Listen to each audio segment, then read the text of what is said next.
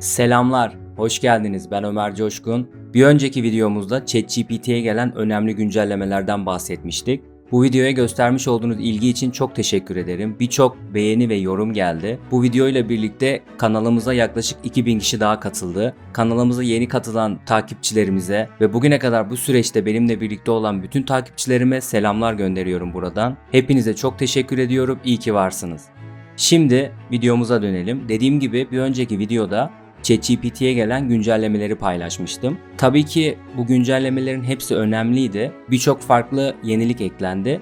Bu güncellemelerin arasında daha da önemli olan ve çığır açıcı bir özellik gelmişti: GPT'ler.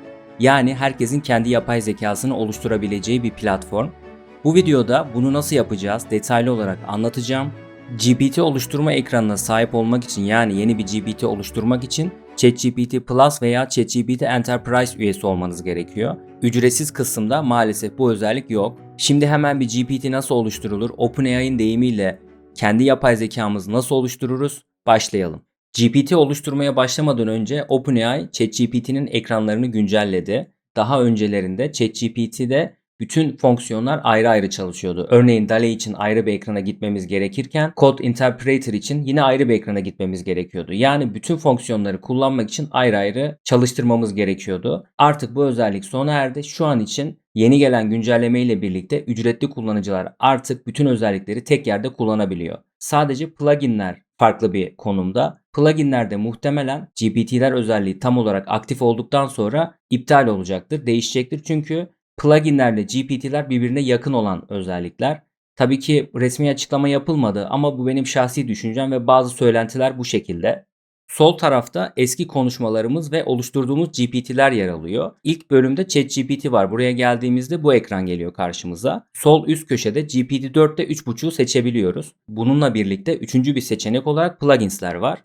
Dediğim gibi eklentiler muhtemelen kaldırılacak ve yerine GPT mağazası gelecek ve artık sadece GPT-4 ve GPT-3.5 kalacak gibi görünüyor. OpenAI ne yapacağı belli olmaz. Bunu zaman gösterecek. Şu an için görünen durum bu. Yeri gelmişken sizlere şundan da bahsetmek istiyorum. Son dönemde bu gelen güncellemeler sonrasında ChatGPT'ye ciddi bir talep oldu ve bu talep sonrasında OpenAI CEO'su Sam Altman bir açıklamada bulundu ve ChatGPT Plus üyeliklerinin durdurulduğunu açıkladı. Bunun nedeni aşırı yüklenme ve kapasite fazlası. Yani çok fazla talepten dolayı ChatGPT serverlara yeterli gelmedi. Bu durum düzeltilene kadar artık ChatGPT Plus üyelikleri durduruldu. Bu kısıtlamadan ötürü mesaj sınırları da kısıtlandı. 3 saatte 40 mesaj limiti geldi. Bunun 3 saatte 100 mesaja çıkacağını söylemişlerdi. Fakat şu anki gelişmeden dolayı muhtemelen kendileri de bunu tahmin edemedi. Böyle bir duruma gittiler. Bu arada bu geçici bir durum zamanla düzelecektir. Şimdi bir GPT nasıl oluşturulur ona geçelim. GPT oluşturmak için sol tarafta Explore dediğimiz, yani keşfet bölümüne geliyoruz. Burada My GPTs denilen bir bölüm var. Yani benim üretmiş olduğum GPT'ler burada görünüyor. Bununla birlikte son kullanılanlar diye bir bölüm var. Burada ise diğer insanların üretmiş olduğu GPT'leri bulabileceksiniz. Şimdilik mağaza gelmedi. Bu üretmiş olduğumuz GPT'leri yakında bir mağazada sergileyebileceğiz ve insanların kullanımına sunabileceğiz. Şu an için oluşturmuş olduğumuz GPT'leri sosyal medya platformlarında yayınlayabiliyoruz. Özellikle Twitter üzerinden insanlar oluşturmuş olduğu GPT'leri paylaşıyor. Burada diğer insanların da oluşturmuş olduğu GPT'lere ulaşabilirsiniz. Yapay zeka ve teknoloji gelişmelerini anlık olarak Twitter hesabımdan paylaşıyorum.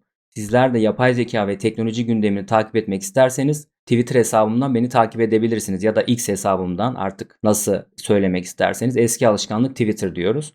Bununla birlikte Instagram ve TikTok hesaplarım da var. Buradan da o platformlardaki paylaşımlarımı takip edebilirsiniz. Bunların hepsini bağlantı olarak aşağıda açıklama olarak vereceğim. İlk olarak Create a GPT, yani yeni bir GPT üret, yeni bir GPT oluştur seçeneği var ve buradan buraya basıyoruz. Buraya geldiğimizde karşımıza böyle bir ekran geliyor. Sol tarafta asistanımız var. Yani nasıl bir GPT oluşturacağız? Aklımızdakini buraya nasıl yansıtacağız? Bize yardımcı olmak için oluşturulmuş bir aracı aslında asistan. Sağ tarafta ise oluşturmuş olduğumuz GPT'nin detayları var. Şimdi yine Create bölümüne gelelim ve asistanla konuşmaya başlayalım. Bu videoda öğretmek amaçlı oluşturacağımız GPT bir matematik öğretmeni. Şimdi matematik öğretmenini nasıl oluşturacağız? Burada adım adım ilerleyelim. Şöyle bir prompt oluşturdum. Türkiye'de yaşıyorum ve YKS sınavına hazırlanıyorum. Ben bir öğrenciyim. ve YKS matematik alanında kendimi geliştirmek ve bana özel ders verebilecek bir matematik öğretmeni oluşturmak istiyorum. Yardımcı olun ve Türkçe konuşalım ve bütün özellikler Türkçe olsun dedim. Normalde ChatGPT ile konuşurken hangi dilde yazarsanız o dilde size cevap veriyor. Fakat GPT oluşturduğumuzda siz Türkçe yazsanız dahi İngilizce cevap verebiliyor ve özellikleri de İngilizce yapıyor. Şu an için bu durum bir hata, bu zamanla düzelecektir. Konuşmamıza Türkçe devam edelim, Türkçe konuşalım şeklinde derseniz Türkçe konuşacaktır ve özellikleri de Türkçe yapacaktır. Bazı durumlarda Türkçe konuşmaya devam edip özellikleri İngilizce yapmaya devam ediyor. Bunu konuşa konuşa kendiyle muhabbet ede ede çözebiliyorsunuz. Böyle de bir durum var. Bunu da belirtmek istedim. Şimdi devam edelim. Prompt'u girdikten sonra burada GPT güncelleniyor diye bir uyarı veriyor ve ilerleme yüzdesini gösteriyor. Bizim konuşmalarımızı kendisi işliyor. Bakalım ne çıkacak ortaya. İşlem tamamlandı ve cevap verdi. Diyor ki harika. Bu GPT Türkiye'de YKS sınavına hazırlanan öğrencilere matematik alanında yardımcı olacak ve bir matematik öğretmeni olarak tasarlanacak. Türkçe olarak iletişim kurulacak ve öğrencilere özel dersler verilecek. Önerim bu GPT'ye matematik uzmanı adını vermek. Bu ismi kullanmamız uygun mu? İlk olarak bize hangi ismi kullanacağını sordu. Biz de şu an isim belirleyeceğiz. Yani kendi bir öneride bulunuyor. İsterseniz konuşarak farklı öneriler de sunmasını isteyebilirsiniz. Ya da kendiniz bir isim verebilirsiniz. Bu arada sağ tarafta da ön izleme bölümü var. Burada asistanla konuşmalarımızı yaptıktan sonra sağ taraftaki ön izleme bölümünde konuşmalarımızın karşılığı yani gerçekleştirdiğimiz GPT'nin özellikleri orada aktif oluyor. Ve GPT'yi sağ taraftaki ön izleme bölümünden deneyebiliyoruz. Eğer bir hata varsa ya da değiştirmek istediğimiz bir bölüm varsa buradan düzenlemeler yapabiliriz. Gördüğünüz gibi sağ tarafta GPT'yi oluşturdu. Şu an için ismi belli değil ve ilk görünümü bu şekilde. 4 tane soru hazırladı. Bunları da şimdi göstereceğim detaylarını. Şimdi devam edelim. Dedim ki ismi beğenmedim. İsmi değiştirelim. İsim matematiğin en basit hali olsun. Bunu şimdi güncellesin. Bunu değiştirelim. Burada GPT davranışı güncellendi dedi ve şu an profil resmini oluşturuyor. Profil resmini de kendisi DALL-E aracılığıyla oluşturuyor. İsterseniz kendiniz de bir profil resmi yükleyebilirsiniz. Onu da nasıl olacağını birazdan göstereceğim. Profil resmini oluşturdu ve böyle bir görsel çıktı ortaya. Ben tamam diyorum. Bu güzel olmuş. Bu şekilde devam edebiliriz. Ve alt tarafta ise açıklaması var. Türkiye'deki öğrencilere YKS matematik dersleri veren bir öğretmen şeklinde de bir açıklama yaptı. Sonra devam ediyor. İşte matematiğin en basit hali için oluşturduğum profil resmi. Bu resmi beğendiniz mi yoksa herhangi bir değişiklik yapmamı ister misiniz diye sordu. Şimdi bu resim güzel diyoruz ve devam edelim. Dedim ki gayet iyi. Şimdi bazı kurallar eklemek istiyorum. O da şöyle bir cevap verdi. Elbette bu GPT için belirli kurallar ve özellikler ekleyebiliriz. Öğrencilere nasıl yardımcı olmasını istediğinize ve belirli bir davranıştan kaçınmasını istediğiniz hususlara dair önerilerinizi alabilirim diyor. Örneğin belirli bir matematik konularına odaklanma, sınav stratejileri hakkında bilgi verme vesaire diye devam ediyor. Türkiye'deki YKS sistemine özel bir öğretmen oluşturmak istiyorum ve buna göre kurallar koymam gerekiyor. Tabii ki farklı bir matematik öğretmeni türü de ortaya çıkarabilirsiniz. Yani açıkçası sizin yaratıcılığınıza ve sizin hayal gücünüze bağlı. Ne kadar detaylı, ne kadar farklı kurallar koyarsanız GPT o kadar güzel ve istediğiniz gibi çalışacaktır. Burada önemli olan sınırlamalar koymak, kuralları belirlemek. Şimdi devam edelim. Öncelikle YKS sınavı hakkında her türlü bilgiyi bilmen gerekiyor. Bunun haricinde TYT ve AYT matematik konularını öğrencilere basit bir dille anlatmalısın. Ayrıca sana sorulacak soruları yine basit bir dille anlatabilmelisin. Gerekirse cevapları desteklemek için DALL-E kullan ve basit görseller üret. Burada konu anlatımı ve soru çözümüne odaklanmak istiyorum. Özetle bana istediğim konuda özel ders vermelisin dedim. Bakalım nasıl ilerleyeceğiz? Şimdi güncelledi diyor ki matematiğin en basit hali YKS sınavı hakkında kapsamlı bilgiye sahip olacak ve hem TYT hem de AYT matematik konularını öğrencilere basit ve anlaşılır bir dille anlatacak. GPT öğrencilerin sorduğu soruları yine basit bir dille yanıtlayacak ve gerekirse DALL-E kullanacak diye devam etmiş. Diyor ki bu kurallarla ilgili eklemek istediğiniz bir şey var mı yoksa denemek ister misiniz? Ben bazı detaylar daha eklemek istiyorum. Devam edelim. Şu şekilde devam ettim. Gerektiğinde internet tarayıcını kullan ve kod analiz özelliği de aktif olsun. Çünkü bir doküman yükleyebilirim ve inceleme yapman gerekebilir diye devam ettim. Şimdi bunu da gönderelim GPT'ye. Şimdi bu detayı da ekledik. Bakalım özellikler bölümünde yapmış olduğumuz işlemler, yapmış olduğumuz komutlar nasıl görünüyor? Buraya configure yani yapılandırma bölümüne gelmemiz lazım özellikleri görebilmemiz için. Gelelim. Profil fotoğrafı görünüyor. Profil fotoğrafına geldiğimizde İstersek DALL-E kullanarak tekrar güncelleyebiliyoruz. Ayrıca istediğimiz bir görseli de buraya yükleyebiliriz. Bunu sizin tercihinize bırakmışlar. Daha sonra isim burada yazıyor. İsim matematiğin en basit hali olarak koymuştuk. Bu kalsın.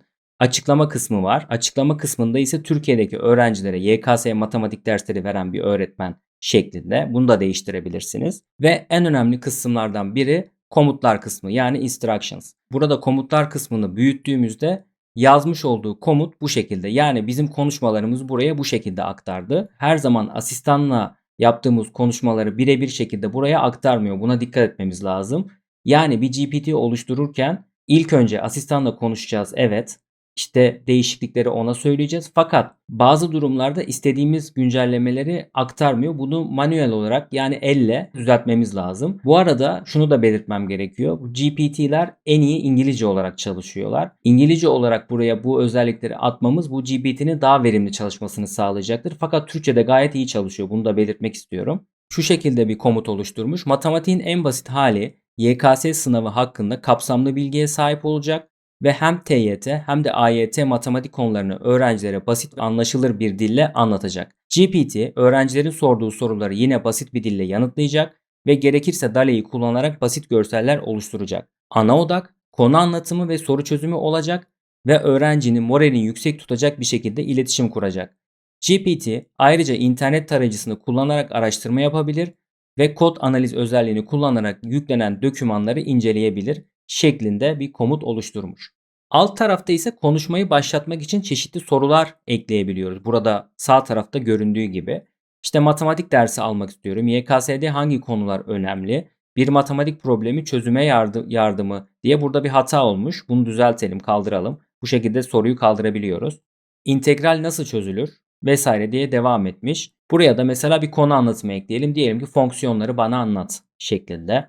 Ve işte GPT oluşturmanın, yani OpenAI'ın tanımıyla kendi yapay zekamızı oluşturabildiğimiz GPT sisteminin en önemli kısımlarından birini şimdi göstereceğim. Dosya yükleme. Burada upload kısmı var. Upload files dediğimizde istediğimiz her türlü dosyayı buraya yükleyebiliyoruz. Yani görsel yükleyebiliyorsunuz, PDF yükleyebiliyorsunuz, herhangi bir PowerPoint sunumu yükleyebiliyorsunuz ya da bir Word belgesi yükleyebiliyorsunuz. Yani aklınıza gelebilecek birçok belge türünü destekliyor. Tabii ki bütün belge türlerini desteklemiyor. Bunu da belirtmem gerekiyor sizlere. Fakat yaygın kullanılan belge türlerinin hepsini desteklediği kesin. Dosya yükleme bölümüne gelmişken şundan da sizlere bahsetmek istiyorum.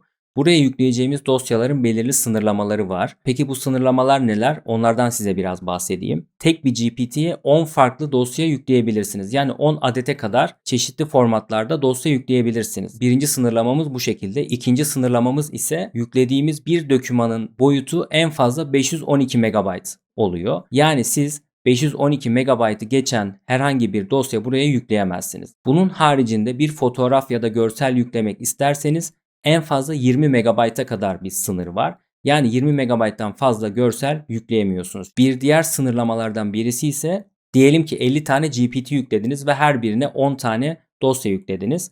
Ve bu dosyaların toplam boyutu, yani yüklemiş olduğunuz GPT'lerin toplam boyutu 10 GB'ı geçemez. Toplam dosya boyutu sınırı da getirmişler. Dosya yüklemenin nasıl olacağını sizlere anlattım. Dosya yüklemenin amacı burada ChatGPT'yi mümkün olduğu kadar özelleştirebilmeniz. Aslında olay burada değişiyor. Diyelim ki siz bir eğitim hazırladınız ve bir sürü dokümanınız var eğitimle alakalı. Bu eğitimleri buraya yükleyip ChatGPT'nin bu eğitimlere göre hareket etmesini sağlayabilirsiniz. Yani o kadar çok seçenek ve o kadar çok ihtimal var ki bunları deneye deneye teker teker nasıl olduğunu bakmak lazım.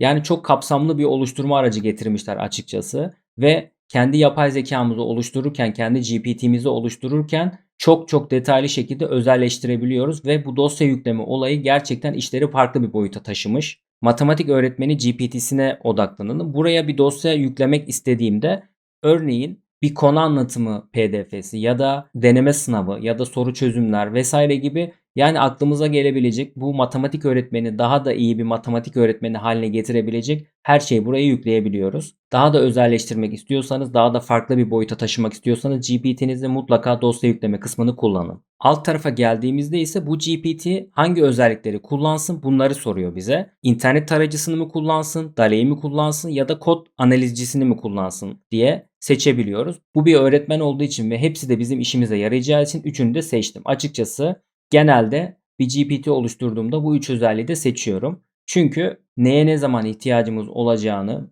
ve neyi ne zaman kullanacağımızı bilmediğim için bunları seçmekte fayda var. Bununla birlikte ChatGPT'nin de bütün özelliklerini kullanmakta yarar var diye düşünüyorum. Ve diğer önemli özelliğe gelelim. Actions bölümü. Bu Actions bölümü çok önemli arkadaşlar.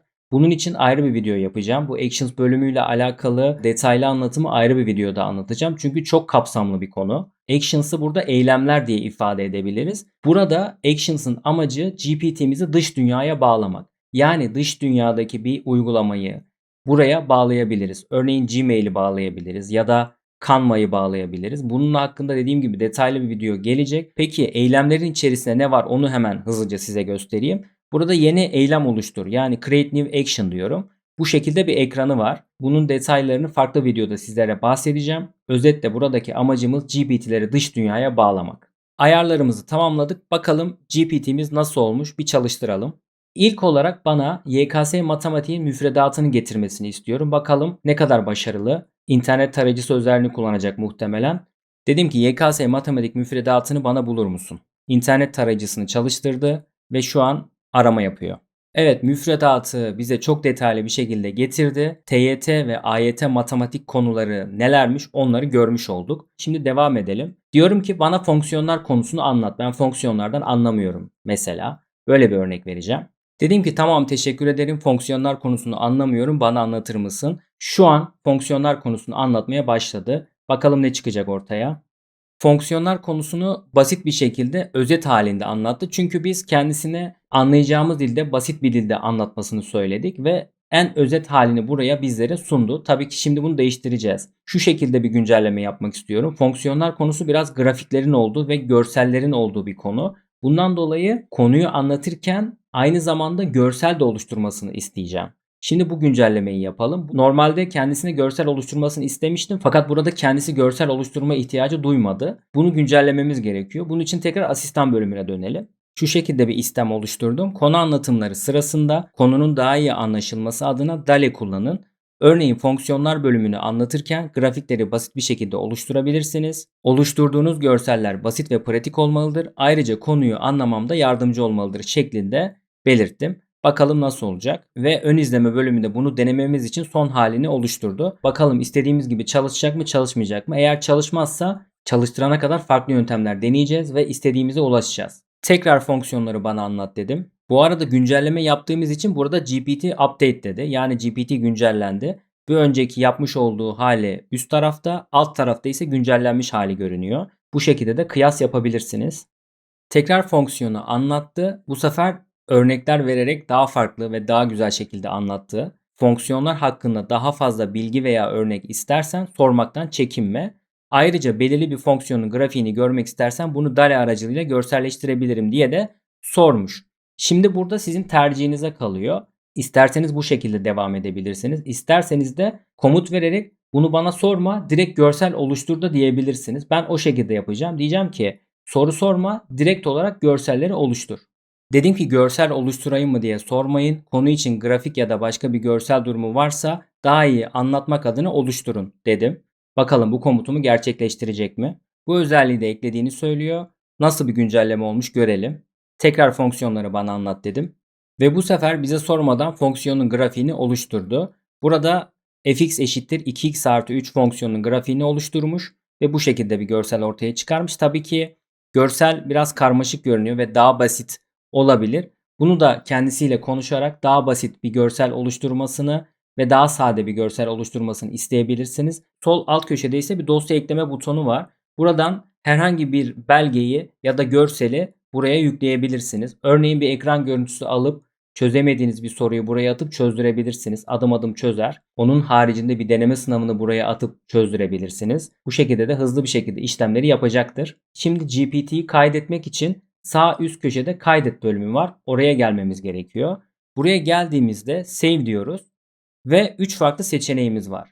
Kendim için kaydet, sadece insanlarla link paylaşmak için kaydet ve public seçeneği var. Burada public yani halka açık bir şekilde paylaşma seçeneği, mağazada paylaşma seçeneği. Mağaza henüz açılmadığı için şu an ikinci özellikle yani bir link oluştur, insanlarla paylaş da public aynı şey. Aynı sistem olarak çalışıyor. Siz şu anda da halka açık bir şekilde paylaşabilirsiniz. Herhangi bir sosyal medya mecrasında, işte Twitter gibi ya da başka platformlar gibi yerlerde paylaşabilirsiniz. Buradan diğer insanların ürettiği GPT'leri de deneyebilirsiniz. Sadece benim için diyorum ve kaydediyorum. Kaydettikten sonra artık GPT'miz hazır. Buraya geliyoruz. Matematiğin en basit hali. Buradan chat oluşturabiliriz. Hakkında kısmı var. Tekrar editleyebiliyoruz. En önemli kısım bu. Yani sürekli bu GPT'yi geliştirebiliriz. Diyelim ki mağazada yayınladınız, güncelleme gerekti. Dediler ki insanlar şurayı değiştir, burayı değiştir. Direkt olarak buradan hızlıca güncelleyip kullanıma sunabilirsiniz. Bu da harika bir özellik. Son kullanmış olduğunuz GPT'ler sol tarafta görünüyor. Burada işte benim daha önce oluşturmuş olduğum GPT'ler var. Diğer insanların oluşturmuş olduğu GPT'ler var. Bu şekilde hızlıca buradan ulaşabilirsiniz. Buradan tekrar keşfet bölümüne gelelim. Keşfet bölümüne geldik. İşte dediğim gibi MyGPT bölümü var. Tekrar yeni bir GPT oluşturmak isterseniz buradan oluşturabilirsiniz. Benim kendi oluşturduğum GPT'ler burada şu ana kadar. Buradan edit diyebiliyoruz. Ya da sağ tarafta oluşturduğunuz GPT'yi silebiliyoruz. OpenAI'nin tanıtım amaçlı yapmış olduğu GPT'ler de burada. Bunları da deneyebilirsiniz. Farklı farklı GPT'ler var. Yemek tarifi veren bir GPT, matematik problemleri çözen bir GPT, meme oluşturan bir GPT gibi birçok GPT yapmışlar. Bunlar tabii ki deneme amaçlı. Sizler de bu şekilde kendi GPT'nizi oluşturup kullanabilirsiniz. Son olarak ayarlar kısmını göstermek istiyorum. Ayarlar kısmında GPT'lerle alakalı bölüm var. Onu da sizlere göstereyim. Burada kendi hesabınızın isminin olduğu yere geliyorsunuz ve bir kere tıklıyorsunuz. My GPTs kısmı var. Buna gelin. Buraya geldiğinizde şuradaki Explore'la aynı bölüme sizleri getirecektir. Aynı yere geliyor. Yine ayarlara gelelim. Settings and Beta diyorum. Burada Builder Profile yani inşaatçı profili diye bir bölüm var. OpenAI GPT'leri tasarlayanlara inşaatçı diyor. Yani uygulayıcı, inşaatçı artık nasıl isimlendirmek isterseniz o şekilde isimlendirebilirsiniz. Bu ekrana geldiğimizde siz bir GPT ürettikten sonra halkla paylaştınız diyelim. Bunun detaylarını ayarladığımız bölüm burası. Burada isim görünsün mü görünmesin mi? Yani nasıl görünecek? Bunu kapattığımda diyelim ki By Community Builder diyor. Burada isminiz yazmıyor. Fakat bunu açtığınızda kim tarafından üretildiyse onun ismi yazacaktır. Ayrıca bu bölüme web sitenizde ekleyebilirsiniz. Bu şekilde bağladığınızda web siteniz çıkacaktır ve buradan insanlar sitenize ulaşabilecektir. GPT oluşturmak bu şekildeydi. Detaylı olarak sizlere anlatmaya çalıştım. Tabii ki bu özellik şu an için yeni ve bazı sınırlamaları var. Zamanla daha da gelişecek ve zamanla daha iyi olacağını düşünüyorum. Yeni özelliklerin de geleceğini düşünüyorum. Bu arada şundan da bahsetmek istiyorum. Yeni bir GPT oluşturduğunuzda veri tabanı Nisan 2023'e kadar olan bilgileri destekliyor. Yani güncellendi. Fakat normal ChatGPT'yi kullandığınızda şu an için eskisi gibi 2021 yılına kadar olan bilgileri biliyor. Bu kısmı henüz güncellemediler. Yani GPT kısmı daha güncel. Bu arada hem GPT oluşturma kısmı hem de ChatGPT kısmı turbo olarak yenilenmedi. ChatGPT Turbo henüz gelmedi. ChatGPT Turbo geldiğinde daha fazla dosya yükleme imkanımız olacak ve daha hızlı işlemler yapabileceğiz. Son olarak videoyu beğenmeyi ve mutlaka videonun altına yorum yapmayı unutmayın. Sizler neler düşünüyorsunuz GPT'ler hakkında? Gerçekten beklediğiniz gibi mi? Çığır açıcı bir özellik mi? Yoksa daha geliştirmesi lazım, biraz daha zamanı var mı diyorsunuz? Bunu mutlaka yorumlarda belirtin. Bence güzel olmuş ve OpenAI'nin söylediği kadar çığır açıcı bir özellik olduğunu düşünüyorum. Şahsi düşüncem tabii ki bu. Umarım bu videoyu beğenmişsinizdir. Ben Ömer Coşkun. Bir sonraki videolarda görüşmek üzere. Kendinize iyi bakın.